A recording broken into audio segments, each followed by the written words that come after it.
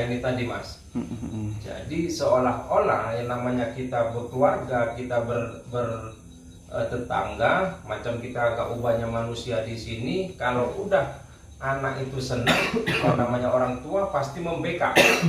Iya. Kan gitu, membackup. Jadi arti katanya makanya sulit begitu banyak paranormal yang diterjunkan ke sana untuk menguak misteri ini atau mencari anak yang hilang ini. Sulit, Mas, karena itu di lingkup mereka, artinya ditutupi atau kalau kita bilang dirondokkan lah gitu. Jadi sulitnya apa? Karena yang saya lihat itu ada itu rajanya atau kita bilang kepala sukunya. Itulah yang begitu kuat, mungkin kita bilang begitu kuatlah kemampuan dia. Seolah-olah paranormal yang di sana itu sulit untuk menguak atau mencari anak yang hilang ini tadi, Mas. Allah. Gitu, jadi kalau dari sudut pandang ya, keahlian Mas ya, kita bilang ya Mas Bebeng ya. Berarti ini masih berhubungan juga dengan makhluk bunian berarti ya, makhluk jin atau makhluk bunian atau gimana, Mas? Jin dengan bunian itu hampir sama itu, Mas. Atau kita bilang lah mungkin yang dikenal orang bunian lah gitu kan. Jadi sulit kita untuk menemukannya. Ya saya sendiri pun belum tahu mampu enggaknya untuk menguak itu gitu, Mas. Ya sedangkan yang lebih tua-tua dari saya banyak yang nggak berhasil, apalagi yang muda macam saya kan gitu, Mas. Jadi seperti ini, Mas, Mas Rian. Jadi ada kemungkinan nggak, Mas, bisa kembali nih ketiga bocah ini gitu ya kan, Mas Bambang ya. Karena kalau dari sudut pandang keahlian Mas gitu ya, ketiga bocah ini disembunyikan oleh makhluk bunian tadi gitu ya. Apakah ada waktu-waktu tertentu di mana tiga bocah ini bisa keluar gitu? Apakah ada ritual-ritual tertentu juga yang bisa membuat tiga bocah ini keluar gitu? Beginilah, Mas, kalau Mas suruh tanya seperti itu dengan saya, ya coba nanti malam ataupun besok malam Mas datang lagi kemari gitu kan. Saya sambil bincang-bincang atau saya koreksi dulu gitu, mampukah saya untuk menguak misteri ini, Mas, untuk mencari anak yang hilang ini tadi. Ya kalau saya mampu, ya saya bilang mampu. Kalau nggak mampu, ya saya bilang nggak mampu. Untuk apa saya paksakan diri, Mas, kan gitu. Mas juga kan pingin hasilnya. Iya, kan Mas, gitu. Karena yang selama ini kan Mas cari itu anak-anak yang hilang ini tadi gitu. Bagaimana caranya supaya bisa ketemu kan gitu. Karena pihak keluarga pun udah cukup berusaha ya. Berusaha kan gitu. Karena kenapa saya bilang saya coba, kan saya nggak menampik kemampuan orang yang di atas saya, Mas. Yang lebih tua-tua dari saya aja banyak yang nggak berhasil, apalagi dengan saya yang masih muda gitu. Ya tapi ya insya Allah dengan izinnya Allah apapun bisa terjadi kan gitu, Mas. Ya coba nanti saya telusurin, ya coba saya perdalam lah pencarian saya, atau bagaimana nanti itu cara saya lah berkomunikasi atau bernegosiasi dengan penunggu danau itu, Mas. Kalau memanglah bisa dikembalikan, gimana caranya? Karena ini tadi yang saya tanya, anak mereka atau salah satu dari bangsa mereka itu udah suka sama ini anak yang hilang ini tadi. Ketiga-tiganya berarti ya, Mas? Tiga. Jadi kan ya namanya mungkin mereka berteman, tapi di antara yang tiga ini ada satu yang disukai. Makanya sulit untuk diketemukan karena di lingkup mereka, Mas. Jadi artinya kekuatan orang ini tadi, suku bunian ini tadi lah, atau rajanya kita bilang cukup kuat gitu. Karena saya ini tadi ngomongan saya dengan eyang saya tadi begitu kuat. Jadi ya kalaupun saya telusurin harus ke sana ataupun saya cari, jadi saya paling tidak bernegosiasi kan gitu, Mas. Berarti kalau hal itu pun sempat terjadi, belum tentu juga bisa dilepaskan, dibebaskan ya tiga bocah itu ya, Mas? Ya belum tentu. Karena negosiasi tadi negosiasi. Ya namanya kan kita udah beda alam. Gitu kan, Mas. Ya paling tidak ada ritual-ritual khusus saya lah gitu, atau kita tukar bagaimana caranya kita bernegosiasi kan gitu ya. Jadi inilah, Mas, saya potong dulu. Artinya begitu tiga bocah ya masuk ke alam bunian tadi, apakah masih bisa dipastikan bahwasanya mereka ini masih dalam kondisi hidup, Mas? Ini mohon maaf nih ya. Pertanyaan ini mohon maaf kalau ada ketersinggungan. Nah, silakan Mas. Saya rasa udah enggak, Mas. Udah enggak. Karena mengapa enggak? Mungkin yang dipulangkan jasadnya, tapi raganya atau sukmanya kan gitu sama mereka. Jadi mungkin yang kita minta di sini, makanya saya bilang nanti saya bernegosiasi. Yang saya minta itu raganya dikembalikan, jadi bisa dikuburkan oleh pihak keluarga, kan gitu, orang tuanya lebih sempurna lah Mas. Kalau kita yang Islam kan gitu, dikebumikan. Iya. Jadi tidak, jadi yang mungkin yang saya negosiasi dengan raja mereka itu atau penghuni Pulka itu ya, Danau itu Mas ya, bernegosiasi kalau bisa ya pulangkanlah anak ini tadi. Mungkin kalau Mas tanya tadi masih hidup atau tidaknya, kemungkinan besar udah nggak hidup lagi. Mungkin yang dikembalikan itu tinggal jasadnya lah, raganya. Jadi sukmanya mungkin tinggal di sana. Ya, tapi kalau saya ya Mas Rian ya, secara pribadi saya ya, dan Mbah Hilo juga tentunya Mas Rian juga kenal Mbah Hilo ya, pernah dengar juga Mbah Hilo kan? Itu beliau juga masih meyakini, cuman beliau sudah stop pencarian Mas. Mohon maaf sekali teman-teman ya, Mbah Hilo sudah stop pencarian 3 bocah. Cuman sampai detik ini Mbah Hilo itu masih yakin dan percaya bersama saya bahwasanya 3 bocah ini masih hidup Mas. Itu karena kita optimis, kita mau menemukan 3 bocah ini kembali ke pangkuan keluarganya Mas. Ya, itu kan dari menurut saya, karena Mas tanya, jadi kan masih hidup kah atau sudah meninggal. Kan gitu. Biasanya yang saya pun dulu pernah menolong orang ataupun yang sudah gitu kan, itu nggak balik, artinya udah meninggal Mas. Kita hanya dapat raganya aja. Apalagi itu kan udah lama dia, kita bilanglah tenggelam gitu kan ya, mungkin raganya yang kita cari Mas, jasadnya. Gitu Mas. Jadi kalau kesimpulan dari Mas Dani tadi, ibaratnya berarti di kampung ini sudah suka ya sama ketiga bocah ini. Ada salah satu dari bangsa mereka itu suka dengan ini anak.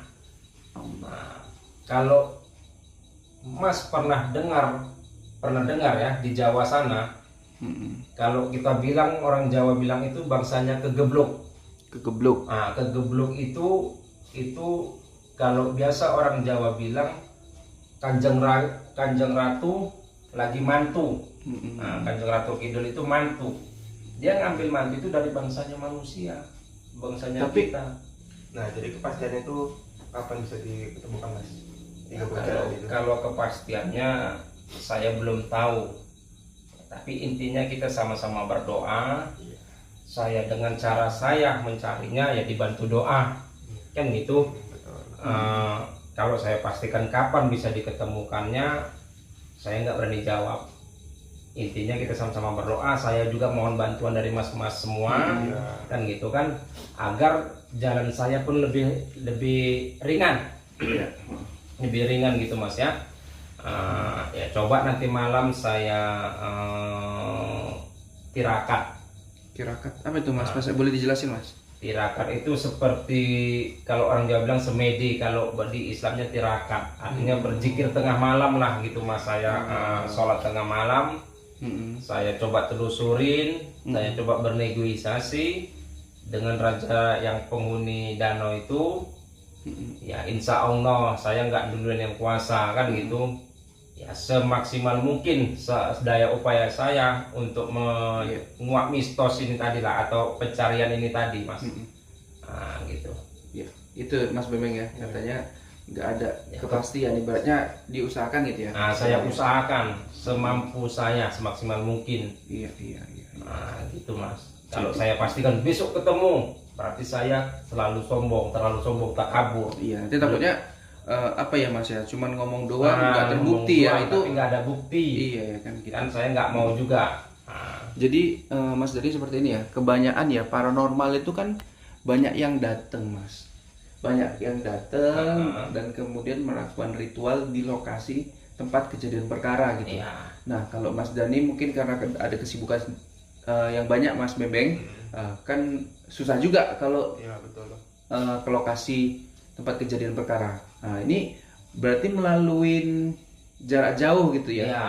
Itu boleh dijelasin Mas. Coba saya terawang dari sini, artinya kalau orang Jawa bilang merogoh sukmo. Merogoh Sukmo. Jadi jasad saya di sini, sukma saya lah yang mencari ke sana, yang bernegosiasi di danau dengan rajanya orang itulah, rajanya bangsa Bunian itu tadi Mas.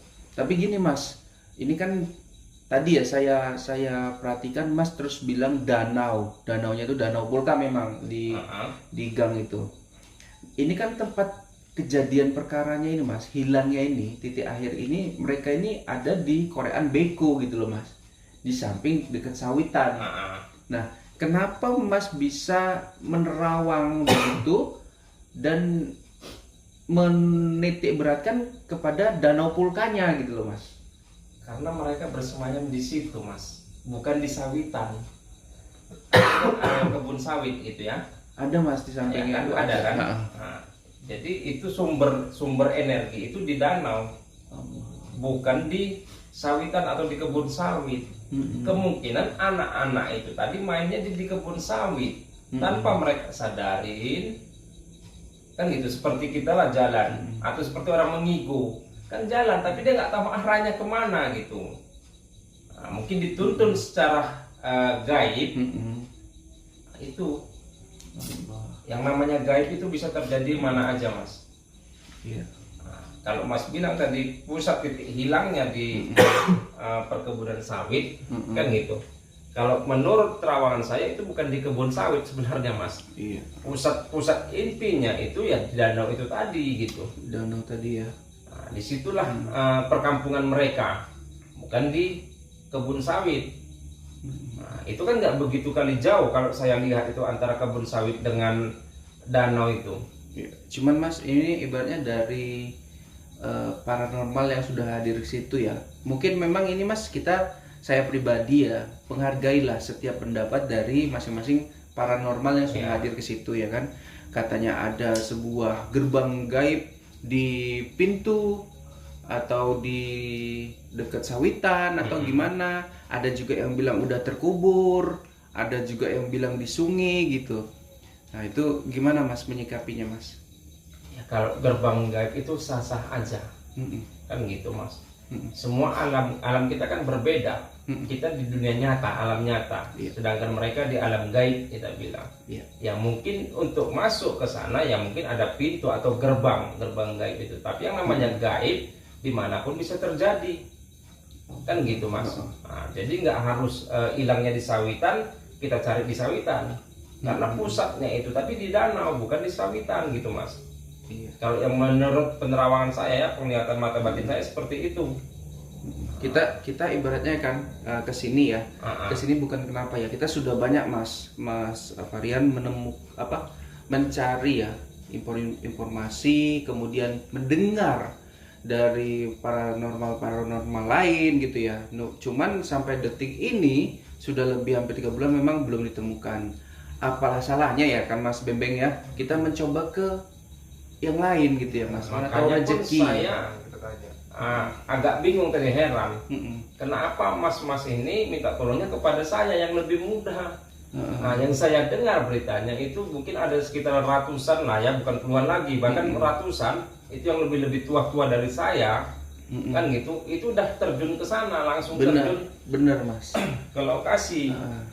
Ya mungkin belum jodoh. Belum jodoh Mas. Belum jodoh kan gitu. Mungkin ya. Gimana ya, saya nggak bilang kemampuan saya lebih tinggi atau kemampuan mereka di bawah saya nggak berani Mas. Enggak lah. Nah, itu kita menghargai kita menghargai orang. Mungkin intinya belum jodoh, kan gitu. Ya saya sendiri pun belum tahu bisakah atau bisa atau tidak saya mencari bocah yang hilang ini tadi. Tapi ya saya usahakan kan dengan apa ya, metode tirakat tadi ya. Tirakat saya tadi bernegosiasi dengan mereka kan gitu. Karena mas-mas datang kemari jauh-jauh minta tolong sama saya ya, seupaya daya mungkin saya menolongnya. Iya. Jadi Mas Bembeng udah silakan ditutup Mas. Jadi kita tutup aja. Udah larut malam bang ya. Iya. Jadi jam berapa kita tadi? Ntar cari-cari tadi agak jauh juga sih mas ke sini ya. Ya tanya aja gitu mana rumah Rian gitu yang orang dari Siantar gitu mungkin Allah. kenal gitu atau tahu lah gitu. Karena kampung saya dari Siantar mas. Allah. Mudah-mudahan perjumpaan kita ini nggak apa ya, Nggak sia-sia. nggak sia-sia dan memang jodohnya di sini mungkin ya mas. Ya, Mas insya Rian, ya. Allah. Intinya saya bekerja ya saya juga mohon bantuan doanya kan gitu. Jadi supaya lebih ringan langkah saya untuk menyelesaikan pencarian bocah yang hilang ini mas. Iya insya Allah ya. Sudah mas Memeng. Mas izin mas ya. Yo sama-sama. Kita tutup. Assalamualaikum warahmatullahi wabarakatuh. Salam.